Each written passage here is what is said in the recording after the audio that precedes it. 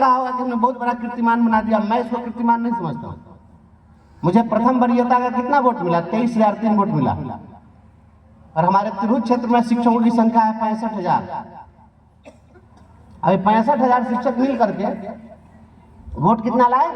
23,003। ये केवल शिक्षक का ही वोट नहीं था, अपने परिवार का भी वोट था, समाज का भी वोट था। इतने दिनों तक समाज में हमारा भी कुछ व्यक्तिगत परिचय है। तो उस 23,003 वोट में प्रथम वरीयता का 15,000 वोट ही अधिकतम होगा तो शिक्षकों का होगा। शेष वोट कहाँ गया? माध्यमिक शिक्षक संघ, प्राथमिक शिक्षक संघ और टीईटी के शिक्षक संघ, जो भी संघ लोग हैं, सब अलग अलग बैठ करके और अलग अलग लोग अलग अलग कैंडिडेट का समर्थन कर रहे थे जाति के आधार पर। और जात जात जब तक खेलिएगा आपको कोई न्याय नहीं दिला सकता है। हम बहुत खरा बोलते हैं और खरा बोलते हैं, हमको इससे कोई फर्क नहीं पड़ता है कि मैं विधान पार्षद फिर रहूंगा या नहीं रहूंगा। अगले साल फिर चुनाव। अगर आप एमएलसी बना करके भेजिएगा तो आपकी आवाज सदन में गूंजेगी, नहीं बनाइएगा तो सड़क पर हम हल्ला करते रहेंगे। ये लड़ाई आपकी है, मेरा क्या बनना बिगड़ना है इससे। हमारी कोई ऐसी इच्छा है ही नहीं कि मैं विधान पार्षद बन गया तो मुझे कोई कुछ संपत्ति खड़ी करनी है।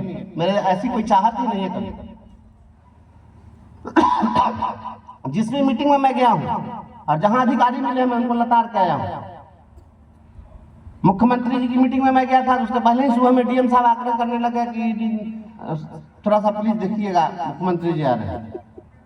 दिशा की बैठक में मैं गया था तो डीओ वहीं पे बैठे हुए थे। मैंने कहा कि ये सबसे बड़ा लुटेरा है, माफिया है, इसको क्यों बैठाए? मैं मुंह पर बोलता हूँ, इसी लहजे में मैं बोलता हूँ। अभी एक कार्यक्रम था पर्यटन विभाग का, उसमें पर्यटन मंत्री आए हुए थे नीतीश मिश्रा जी, और वहां पर हमारे भारत सरकार के मंत्री भी बैठे हुए थे। और सबके सामने मैंने पूरी व्यवस्था की पोल खोल दी हुई, आप देखो हुई है। मैंने कहा कि ये सब व्यवस्था नहीं चलेगी।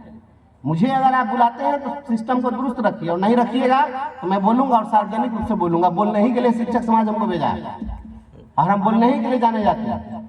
तो जहां गड़बड़ी दिखेगी हम बोलते रहेंगे। और शिक्षा विभाग के पदाधिकारी लोगों को थोड़ा, चूंकि मौसम प्रतिकूल था और मेरा स्वास्थ्य इस ठंडक के समय में कभी कभी परेशानी हो जाती है, मैं अस्वस्थ रहा। मैं ठीक हो रहा हूँ। रामचंद्र भाई तैयारी करिए। सदन के अंदर बोलने से कुछ मिलने वाला नहीं है।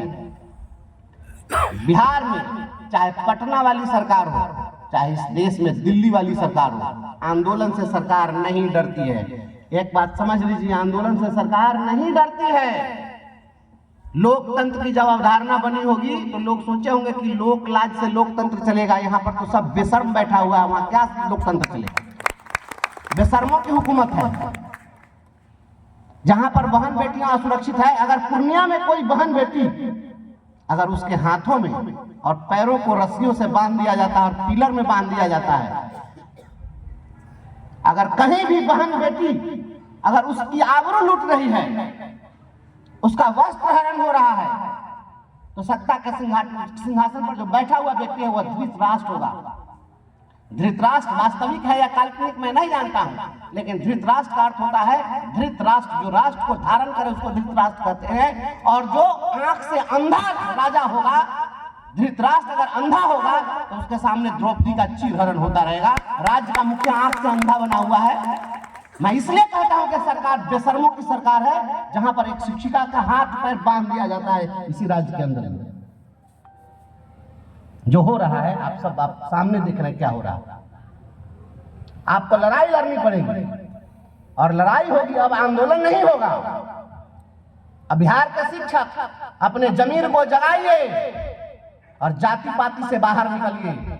बहुत जाति गुतियागिरी की है, जाति के आधार पर संगठन चलाए और उससे बाहर निकल जाइए। और जिस दिन से बाहर निकल गए, हम 6 लाख लोग हैं। किसी भी पंचायत में हमारी संख्या 65 से कम नहीं है। किसी पंचायत में हम 150 लोग हैं। 150 पढ़े लिखे लोग किसी भी पार्टी में एक पंचायत में नहीं मिल सकते हैं। हम चाहें तो जो चाहें वही कर सकते हैं, लेकिन चुनाव जब आता है तो जाति का कीड़ा बड़ा तेजी से काटने लगता है।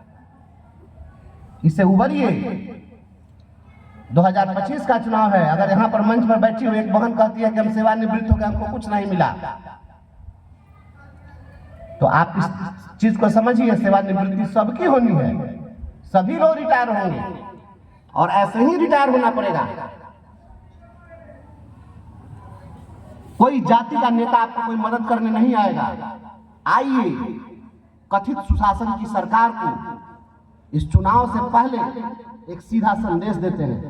पटना में एक महाजुटान करिए, 5 लाख शिक्षकों को एक दिन पटना में जुटाइए। अब आंदोलन नहीं करना है, गर्दनी बाग नहीं जाना है, गांधी मैदान में आना है और ताकत दिखाना है कि हम 5 लाख लोग, 6 लाख लोग खड़ा हो गए हैं तुम्हारे खिलाफ में। या तो तुम हमारी मांगों को पूरा करो और नहीं तो 2025 में तुम्हारे विदाई की पटकथा हम लिखेंगे। तैयारी करिए इसके लिए और सेवा निरंतरता इस सरकार को देनी होगी। नाम बदलने से क्या होगा?